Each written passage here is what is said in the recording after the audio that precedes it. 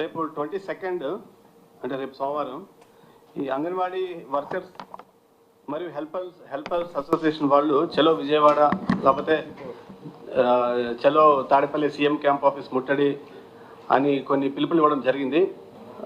కాకపోతే దీనికి ఎటువంటి పర్మిషన్స్ లేవండి. ఆల్రెడీ 144 సిఆర్పిసి ఉంది. అదేవిధంగా 30 పోలీస్ యాక్ట్ ప్రకారం కూడా not more than 5 people should congregate at one place. So నగరంలో నిషేధాజ్ఞలు ఉన్నాయి కాబట్టి అంగన్వాడీ ప్రోగ్రామ్స్ కానీ ఇక్కడ కానీ తాడేపల్లిలో కానీ పర్మిషన్స్ అయితే లేవు, ఖచ్చితంగా లేవు. సో దయచేసి ఎవరు కూడా రేపు విజయవాడకి రావద్దు. ఒకవేళ ఎవరైనా ఈ నిషేధాజ్ఞలు ఉల్లంఘించి వస్తే వాళ్ళపై ఐపీసీ కింద కూడా మేము కేసెస్ నమోదు చేసి కఠిన చర్యలు తీసుకోవడం జరుగుతుంది.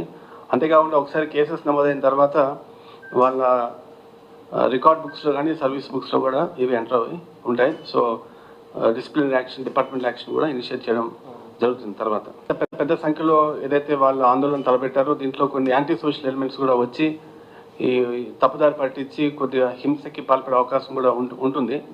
నేను మరొకసారి చెప్తున్నాను, రేపొద్దున ప్రోగ్రామ్కి అయితే విజయవాడ నగరంలో ఎటువంటి పర్మిషన్ లేదు.